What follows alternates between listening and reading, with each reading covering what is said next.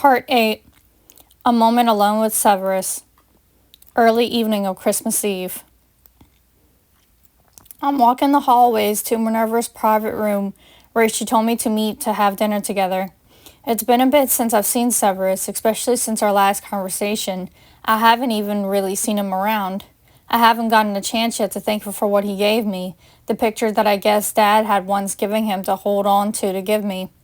I mean, to say the least, I'm very conflicted with my feelings because I'm in love with two guys who mean a lot to me.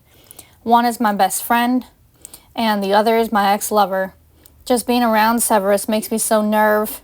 Not paying attention to where I was going, I happened to bump into someone. I stated, "Oh gosh, I'm so sorry." I looked up to see who I just bumped into. I took a breath seeing that it was only Severus. Speaking of the devil, he looked coldly, even if he didn't fully mean to around me. I noticed he was holding his arm back, mostly where his mark was. He stared at me for a moment with his dark eyes as his hair was loosely framing his face. How can he look so sexy but cold at the same time? Let me guess. He's going to act cold and rude towards me, isn't he? I took a deep breath. You're going to meet him, aren't you? I boldly asked. He knew exactly who I meant by saying him. He only nodded his head as he never said a word in response. I mean, he sometimes acts like this, but something is off with him for sure. I didn't get a chance to thank you for what you gave me from my father. I'm guessing it's your way of giving me a Christmas gift. You knew that picture would mean a lot to me, and it does. So, thank you for holding on to it and giving it to me. Thank you, Severus. For a split second, I saw him give me a sly smile, but it quickly faded as he didn't say anything once more like before. Was his reactions his unknown way of saying yes to me without being blunt? I'll admit, something is off with him.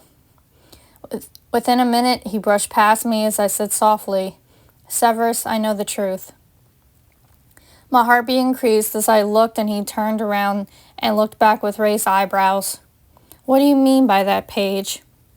Bloody hell, even him talking in that tone alone is making me both nervous and a little uneasy. I mean, I did exactly what you and Dad wanted me to do. I read that journal. I know everything now. Before I could say another word, he cut me off. Paige, I cannot talk to you about this now. I apologize. I have to go. I brushed off his words and continued. I know how you felt when Dad told you that you had to be the one to kill him. I know personal things about him. I know about Harry and what he may be. Paige, please. I know what happened after Mom was killed with Dad finding me, how Harry's parents died, and more about me. Most of all, I know more of the truth with you too. Everything you told me so far has turned out to be true. How long have you known? He asked coldly.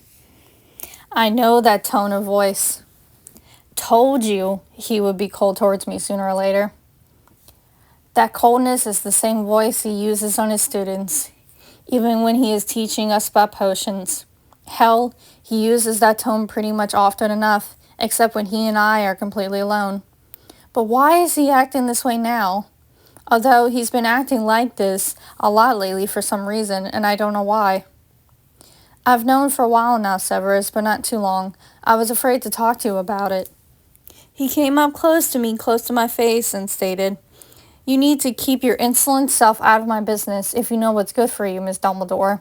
There are certain things I don't want anyone to know. Miss Dumbledore? We're back to last names, I see. Yes, we are. Seriously, what's his problem? Why are you being cold towards me? I never did anything to you. All I did was what I was told to do. You're never like this, Severus. It's who I am, Miss Dumbledore. That is pure bullshit and you know it. I spat as I watched him cautiously. He backed away from me at least one step, but was still close to me. I said, I know why you're afraid. I know why you turned into a cold professor and headmaster.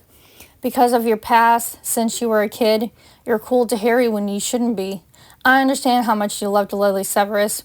I know that no one, not even me, can replace her. I know how he got bullied by James Potter and his friends. I know how he tried to be with Lily, but Lily chose James instead. She left you just for James after your friendship fell apart, and ever since then, you have felt so alone. I know how alone and broken you felt when James bullied you so hard. Because of Lily dying, you protect Harry, and he doesn't know any of this. With you being one of them again and loyal to Voldemort, it's changing you into the man you used to be. I was an innocent 11-year-old girl when we met on the first day of potions. Now I'm left here by myself as I've always been. But what you did won't change anything. I didn't say it out loud, but I read it in Dad's journal. That's how I know of Severus's past. But I believe he can tell how I came to know. Severus looked at me speechlessly, as his emotions seemed to be spinning in his mind. I could see the coldness that he was trying to physically keep, how angry he was with everything I said, and how upset he got by thinking of it all. Suddenly, his whole demeanor changed in a way I've never ever seen in him before in all the years I've known him. He sped up to me with the end of his wand against my throat as he spat out, "Don't test me, Paige. Otherwise, I'll have to do something that I really don't want to do." First, he calls me by my last name for some weird reason, and now my first name again like usual. Bloody hell, he needs to make up his mind. "Is that a threat, Severus?" He sighed as his wand tightened against my throat, and I looked back at him with strong eyes. I tried not to show any emotion as I didn't want him to see me weak. But honestly, the way he's acting is actually starting to scare me. Because I've never seen him get this way. He never let me see his side of him, or never used to for some unknown reason. I'll admit, him being demanding in a way is a turn-on, but it's scary as shit seeing him now. Our eyes locked for a brief moment as I swallowed a growing lump in my throat. I could hear our breathing and how fast his heartbeat was beating. My heart was racing as I watched him finally put down his wand and put it in his cloak.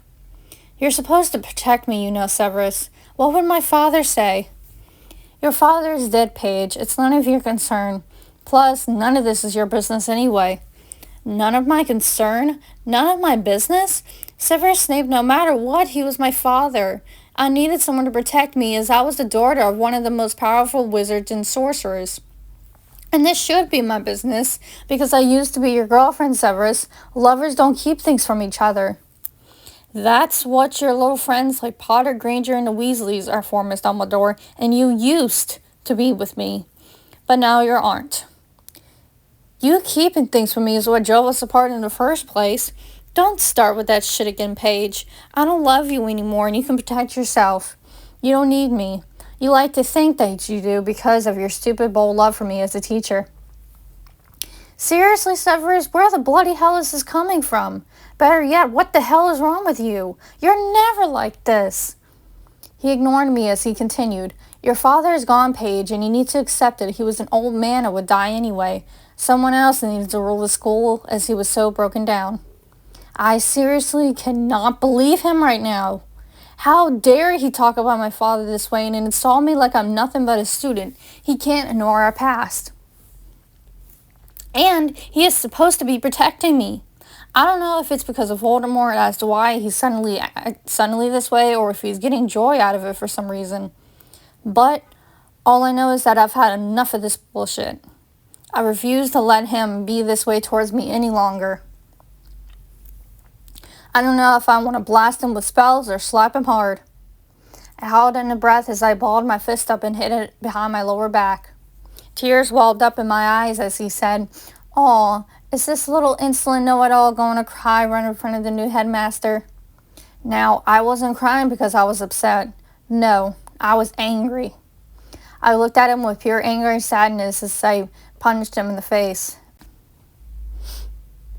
Before he could react, I quickly pulled out my wand and yelled, "Flipendo."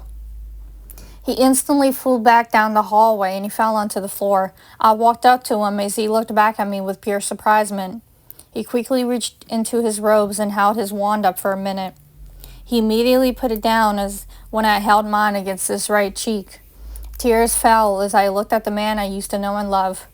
Well, honestly, I still do love him, but I'm not sure if he knows that.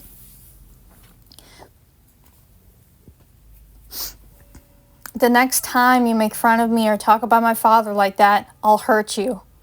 I may be a student, but you should know well enough what I can do to you too. My father was the best man he could be, and he was a damn well better headmaster than anyone would ever be. I cannot believe what actually came out of your mouth, Severus. Don't forget that I'm Albus Dumbledore's daughter, and I know many things and spells.